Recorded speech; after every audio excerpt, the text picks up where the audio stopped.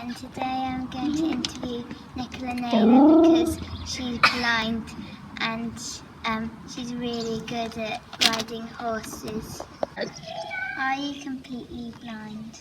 Yes, I can see a little bit of light in my left eye and nothing in my right eye, so yes, I am really completely blind. The light doesn't really do anything more than just light up the eye a bit. I can't see anything. Have you always been blind? No, up to the age of when I went to university, up to that age, I was partially sighted. So I never ever saw anything in my right eye. And when I was at school and when I was little, I could see a little bit in my left eye, but not a lot. I couldn't sit in the classroom and see a blackboard, for example, or see the teacher. But I could sort of get about without using a white stick, but now I use a white stick. When did you start riding? Oh, I started riding when I was very little, when I was a baby really, a toddler, because my mum used to ride. So even when I was a child and I was partially sighted, I used to ride all my childhood. I rode all the way up to actually when I lost my sight. And at that stage I did stop, and then I came back to riding later. What's your extra challenge to have riding if you can't see? Oh, that's a good question.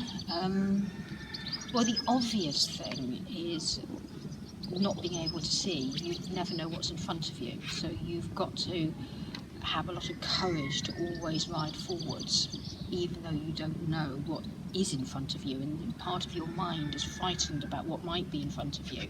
But when you're in a dressage arena, you just have to tell yourself you have to go, and you have to keep going forwards, because it would make the horse nervous if you were pulling back on them all the time. So that is actually quite hard to have the confidence just to know to go and to keep going. And then I think there's other things which are hard. It's hard to know when you're riding straight. If you imagine yourself putting the blindfold on and trying to ride just walk in a straight line, it's really difficult. So it's doubly difficult if you're trying to go in a straight line and you're on a horse. So that sort of thing is probably the extra challenge.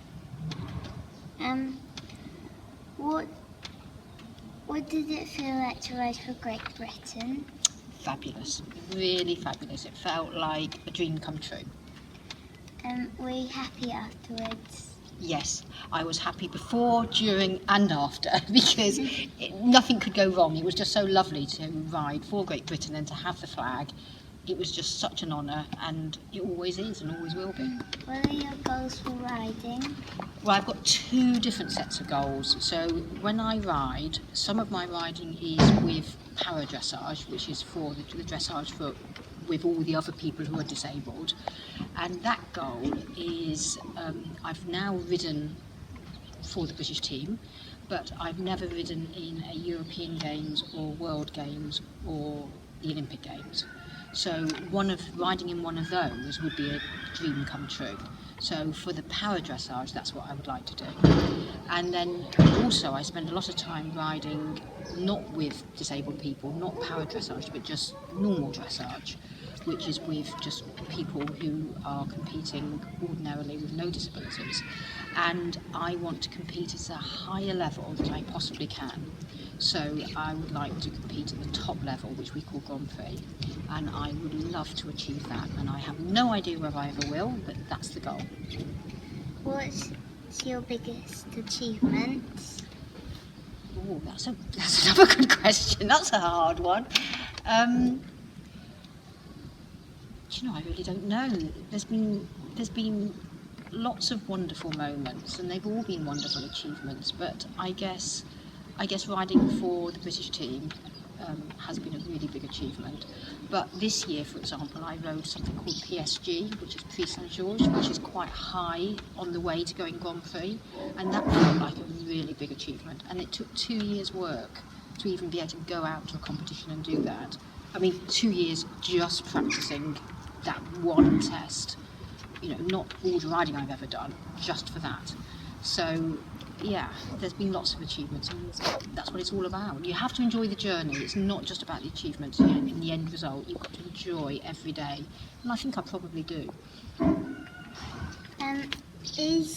Do you have a dog to dog at home? Or... Not now. I used to have a guide dog at home, and I stopped having a guide dog actually when my daughter was born. And the reason I did that was because you know how when you've got a baby, you've always got them in a buggy and you have to push the buggy in front of you. Well, a guide dog can't guide you walking with the buggy and the child in front of you. So it became really, really difficult to have a guide dog because I couldn't go out with my daughter and with the guide dog. So in the end it got so difficult, I'm afraid we had to let her go. And then I learnt to use a white stick, and now I use a white stick. Can we go and see some of the horses? Yes, I think that would be a very good idea. This is Demi. It is. This is Demi, and she is the youngest of them all. She is 4 years old now, and she's Just a spot. she's a lie like that. Go on then, you introduce him, Bella. This is Felix, and he won't leave me alone. And he's going to try and eat you. How old is he? Felix is now 6. We got him last year as well, and he was 5. But are we allowed to say that this one we owe thanks to your mum because she bred him? And he is a fabulous horse, and he's just beginning really to learn everything. So he's like a sort of a young teenager who thinks he knows everything, but he doesn't actually know it all yet. This is Ferrari. Yeah. How old is he? Well, Ferrari is now 8, so we've had him 3 years. He came to us when he was 5, and he has been a really fabulous member of the family, actually. This is Amadeus. And how old is he? Amadeus is the oldest. He is 13 years old. We got him when he was 8. And he is the most advanced one. He has ridden Grand Prix, or he rides Grand Prix, and he has competed with Dan, who is my trainer, and he's competed with Dan for Britain on Nations Cup teams. Gosh, I can't remember how many. He must be in 5 Nation Cup teams. So he really is quite a clever boy, and he sort of knows he's a clever boy. Amadeus, please don't eat Bella.